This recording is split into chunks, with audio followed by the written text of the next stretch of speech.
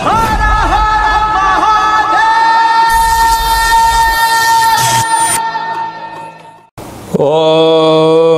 నమః శివాయ. ఓం నమో నారాయణాయ.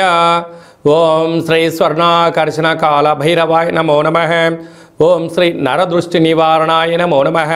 అతిక్రూర మహాకాయ కల్పాంతర దహనోపమ శ్రీ అష్టకాల భైరవ దేవతాభ్యో నమో నమః. హరి ఓం.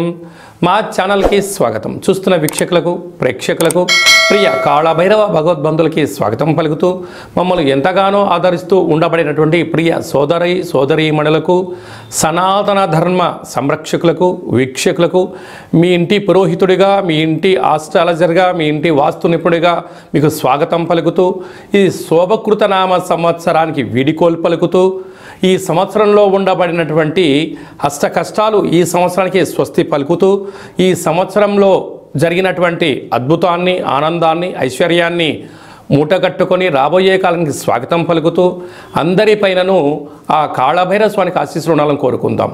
మనకు 1వ తారీఖు 4వ నెల 2024 నుండి 8/4/2024 వరకు అనగా సంవత్సరానికి వీడుకోలు పలుకుతూ ఆదివారం రోజు మాస శివరాత్రి, సోమవారం పూట సోమవతి అమావాస్య సందర్భంగా మనం అందరం ఎలాంటి విధి విధానాలు పాటించడం వలన ఈ కష్టాలకు స్వస్తి పలుకుతూ రాబోయే కాలానికి శోభకృతనామ సంవత్సరానికి స్వాగతం పలుకుతూ ఎలాంటి ఐశ్వర్యాన్ని, ఎలాంటి ఆనందాన్ని పొందాలో ఈ వీడియోలో సవివరంగా సంపూర్ణంగా తెలుసుకుందాం. ద్వాదశ రాశుల్లో గ్రహ గమనాన్ని కూడా ఒకసారి వీక్షింపచేద్దాం.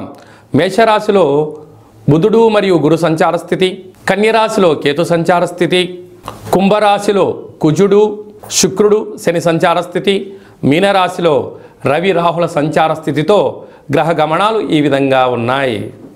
మకర రాశి వారికి ఒకవైపు ఏళ్లనాటి శని చివరార్థ సంచార స్థితిలో ఉండడం వలన, 2వ స్థానంలో శని సంచార స్థితి ఉండడం వలన నీలం రంగు పుష్పాలు, నీలం రంగు గాజులు, నీలం రంగు చీరను సారని ఏర్పాటు చేసుకొని ఇష్టదేవతలకు నైవేద్యంగా పెట్టుకొని పితృదేవతల యొక్క ఆశీస్సులు పొంది గ్రామదేవత దగ్గర దీపాన్ని వెలిగింపచేసి చాకలి వారికితో దిష్టి తీయించుకొని వీటిని దానము చేయడం వలన మనశ్శాంతి, ధనవృద్ధి, యోగము, విదేశీయానము, అఖండ ధనప్రాప్తి మీ సొంతం అవుతుందని చెప్పి గమనించాలి. ఈ తెలుగు సంవత్సరాది చివరి మాస శివరాత్రి సోమవారం అమావాస్య, సోమవతి అమావాస్య సందర్భంగా మనము ఈ సంవత్సరంలో ఉన్న కష్టాలను ఎలా స్వస్తి పలుకుతూ ఎలా స్వాగతం పలకాలి అన్నట్లయితే వీలైనంత వరకు గృహాన్నంతా శుద్ధి పెట్టుకొని వీలైతే పెయింట్స్ కానీ రంగులు కానీ వేయించేసుకొని నూతన వస్త్రాలు మనం ఏర్పాటు చేసుకోగలగాలి. అదే కాకుండా ఆదివారం రోజు మాస శివరాత్రి మహాదేవుడికి యథాశక్తిగా పంచామృతములతో, గరికెతో, నవధాన్యాలతో యథాశక్తిగా అభిషేకం చేసుకోవడం. ఎందుకనగా మహాశివరాత్రి అంటే వచ్చేటువంటి మొట్టమొదటి మాస శివరాత్రి అవ్వడం, తెలుగు సంవత్సరాదిలో శోభకృతినామ సంవత్సరంలో చివరి మాస శివరాత్రి అవ్వడం, అలాగనే చివరి అమావాస్య అవ్వడం. అంటే మనము ఈ చివరి అమావాస్య అవగానే మనం ఏం చేస్తూ ఉంటామయ్యా అంటే మనకు పొలాల అమావాస్య అని, కొత్త అమావాస్య అని, అంటే ఒక్కొక్క ప్రాంతంలో ఒక్కొక్క రకమైన పేర్లు పిలవడం జరుగుతూ ఉంటుంది. కనుక ఎవరి ఆశీస్సులు మనకు ఉండలేకపోయినా పితృదేవతల యొక్క ఆశీస్సులు మనకు శ్రీరామ రక్ష, గ్రామ దేవతల యొక్క రక్ష మనకు శ్రీరామ రక్షగా భావించగలగాలి. ఎందుకనగా ఒక ఇంటికో పెద్ద ఎలా ఉంటాడో ప్రతి గ్రామానికి గ్రామదేవత పెద్దమ్మ తల్లి ఉంటుంది. రాయలసీమ ప్రాంతంలోనేమో పోలేరమ్మని, ఎల్లమ్మని, పోచమ్మ అని చెప్పుకుంటూ ఉంటాం. అదే మనం ఆంధ్ర వైపు వచ్చామనుకోండి నూకాలమ్మని, పెద్ద పెద్ద కార్యక్రమాలు అమ్మవారికి జరుగుతూ ఉంటాయి. మనకు తెలంగాణ రాష్ట్రానికి వచ్చేటువంటి లోపల మైసమ్మని, నల్లపోచమ్మని, విశేషంగా బంగారు మైసమ్మ అని చెప్పి పెద్దమ్మ తల్లి అంటాడు. అంటే ప్రాంతం ఏదైనా భావము ఒక్కటే, అమ్మవారు సహస్రాది రూపాలలో ఉంటారు. కనుక అమావాస్య రోజున తెలుగు సంవత్సరానికి అమావాస్యకు వీడుకోలు పలుకుతూ ఈ సంవత్సరంలో జరిగినటువంటి ఆటంకాలంతనూ కూడా తొలగింపజేసే శక్తి ఈ యొక్క కొత్త అమావాస్య అంటారు. అంటే కొత్త సంవత్సరానికి మనం స్వాగతం పలకబోతూ పాత సంవత్సరానికి వీడుకోలు పలుకుతూ ఈ కొత్త అమావాస్య రోజు మనం ఏం చేయాలి అన్నట్లయితే గతించినటువంటి పెద్దవారి యొక్క స్మరణ, వారి పేరు పైన మనము పశువులకు కానీ బ్రాహ్మణులకు కానీ స్వయం పాకం దానం ఏర్పాటు చేయడం. రెండవది కులదేవతలు, ఇష్టదేవతలు, గ్రామ దేవతల యొక్క పూజ.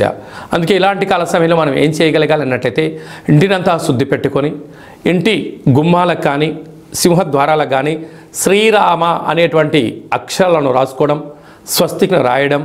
అలాగనే ఇంట్లో పూజా మందిరంలో దేవతల్ని శుద్ధి పెట్టుకొని అఖండమైన దీపాన్ని ఆ ఒక్క పూట పెట్టుకొని, మనకు పులగము అంటాం రాయలసీమ ప్రాంతంలో, అలాగే మనకు తెలంగాణకు వచ్చినప్పుడు కిచిడి అంటారు, ఆంధ్ర ప్రాంతానికి వచ్చినప్పుడు పులిహోర అంటాం. అంటే ఒక్కొక్క ప్రాంతంలో ఒక్కొక్క రకం అంటే ఉడికేటువంటి అన్నంలో అంటే బియ్యంలో పెసరపప్పు కొద్దిపాటి పసుపును వేసి అన్నాన్ని ఉడికింపచేసి తెల్ల నువ్వుల పచ్చడిని ఏర్పాటు చేసుకొని, అలాగనే గారెలు, బూరెలు, ఉండ్రాళ్ళు, భక్ష్యాలు లాంటివి చేసుకొని కులదేవతలకు నైవేద్యంగా పెట్టి గతించిన పెద్దవారికి నైవేద్యంగా ఏర్పాటు చేసుకొని, అవన్నీ ఏర్పాటు చేసుకొని ఒక కొత్త చీరే, 2 జాకెట్ పీసులు, గాజులు, పూలు, పళ్ళను ఏర్పాటు చేసుకొని మన ఇంట్లో అంటే మన ప్రతి గ్రామంలో చాకలి వాళ్ళు ఉంటారు, వారిని పిలిచి వారికి బొట్టు పెట్టి గాజులు పెట్టి వారి చేత మీరు ఇంటి యజమానులందరూ కూడా చీపిరి అనగా జాడు అంటే మనకు తెలంగాణ ప్రాంతంలో పొరక అంటారు ఒక్కొక్క ప్రాంతంలో,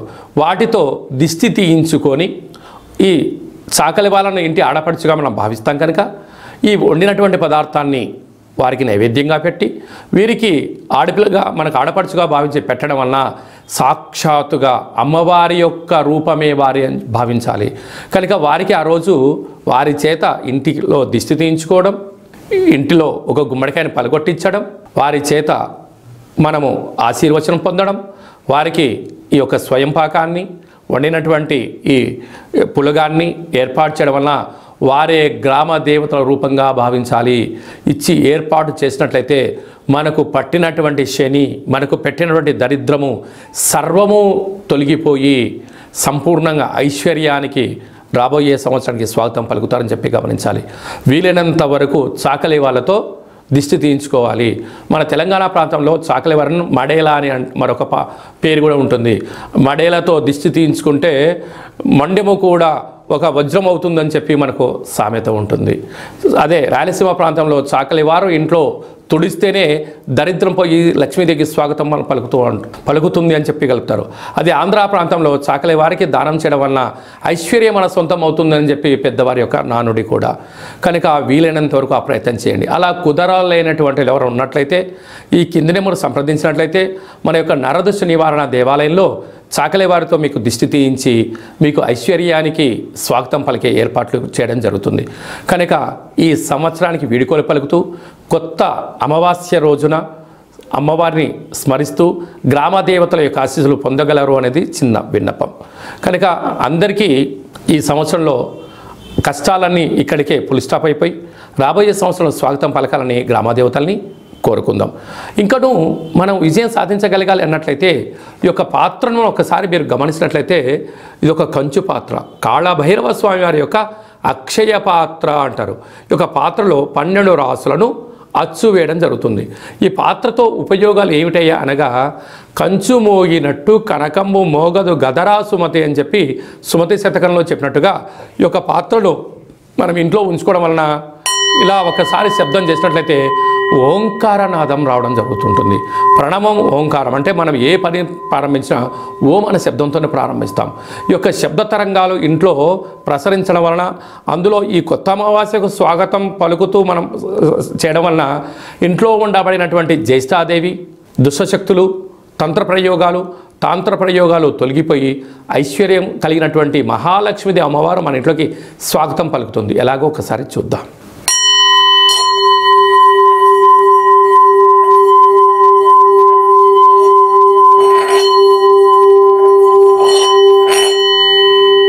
ఈ యొక్క ఓంకారనాదాన్ని స్మరణ చేయడం వలన ఇంట్లో కాళభైరవ స్వామికి ఆశీలు కలిగి అమ్మవారి యొక్క ఆశీలు కలిగి అద్భుతం కలుగుతుంది. ఈ ఆసక్తి గలవారు ఈ అక్షయ పాత్రను ఎవరైతే సొంతం చేసుకుంటారో వారందరికీ కష్టాలు తొలగిపోయి ఐశ్వర్యం, నరదృష్టి, శత్రు ప్రభావాలు, తాంత్రిక ప్రయోగాలు తొలగిపోయి వ్యాపార ఆకర్షణ, జనాకర్షణ, వివాహం కాని వారికి వివాహము, సంతానం లేని వారికి సంతానము, ధనం కావాలనుకున్న ధనము, విదేశాన వెళ్ళాలి అనుకున్న వారు ఏదైతే కోరుకుంటారో అవన్నీ కాళభైరవుడు స్మరిస్తేనే ఇవ్వడం జరుగుతుంది. మీకు ఈ యొక్క అక్షయ పాత్రతో పాటు పిరమిడు, డాలరు, కంకణము మీకు ఏర్పాటు చేస్తూ పూజా కార్యక్రమాన్ని ప్రత్యక్ష ప్రసారంగా చూపించడం జరుగుతుంది. మీ పేరుపైన 41 రోజులు కూష్మాండ దీపాన్ని కూడా పెట్టడం జరుగుతుందని చెప్పి గమనించాలి. మీ వ్యక్తిగత జాతకం తెలుసుకోవాలనుకుంటున్నారా? మీ యొక్క పేరు, పుట్టినటువంటి తేదీ, నెల, సంవత్సరం, సమయం రాసి మీరు వాట్సాప్లో పంపించగలిగినట్లయితే సంపూర్ణమైనటువంటి జాతకాన్ని 100 సంవత్సరాల జాతకాన్ని వ్రాసి పంపించి మీరు పుట్టినప్పుడు గ్రహ గమనాలు ఎలా ఉన్నాయి, ప్రస్తుతం ఎలా ఉండబోతున్నాయి, రాబోయే కాలంలో ఎలా మారబోతున్నాయో సవివరంగా సంపూర్ణంగా తెలియజేయడం జరుగుతుంది. అలాగనే చాలామందికి డేట్ ఆఫ్ బర్త్లు ఉండవు. మీ పేరు యొక్క మొదటి అక్షరాన్ని అనుసరిస్తూ రాశిని తెలియజేస్తూ గ్రహ గమనాల పరిస్థితిని వివరిస్తూ రమణ శాస్త్రం ద్వారా అనగా గవ్వళ ద్వారా భూత, భవిష్యత్, వర్తమానాన్ని కాళభైరవ ఉపాసన చేత తెలియజేయడం జరుగుతుంది. ఆసక్తి గలవారు, జ్యోతిష్యం తెలుసుకోవాలనుకుంటున్నవారు, జ్యోతిష్యం అనగా భవిష్యత్తుని ముందే అంచనా వేయడం, దానికి అనుకూలంగా ముందుకెళ్ళడం కనుక తెలుసుకొని మిమ్మల్ని ముందుకు తీసుకెళ్లే ప్రయత్నం జరుగుతుంది. కనుక ఆసక్తి గలవారు ఈ కింది నెంబర్ సంప్రదించి వాట్సాప్ ద్వారా, ఆన్లైన్ ద్వారా, ఆఫ్లైన్ ద్వారా అపాయింట్మెంట్ తీసుకొని సంప్రదించగలరు. అలాగనే భార్యాభర్తల మధ్య తరచూ గొడవ పడుతున్నారా? పోలీస్ స్టేషన్లు గొడవలు మనశ్శాంతి లేని జీవితం పొందుతున్నారా? మీకు కాళభైరవ స్వామి యొక్క ఆశీల చేత పేరులో స్వల్పమైన మార్పు చేత చిన్న చిన్న ఆచరణల ద్వారా మీకు ఉండబడినటువంటి ఆటంకాలు తొలగిపోయి ఐశ్వర్యం కలగాలని సలహాలు సూచనలు జరుగుతుంది. మీ అబ్బాయి కానీ అమ్మాయి కానీ ఎంత ప్రయత్నం చేసినా వివాహం కుదరట్లేదా? వచ్చినటువంటి సంబంధంలో అమ్మాయి జాతకంలో ఏమన్నా గండాలు, దోషాలు ఏమైనా ఉన్నాయా?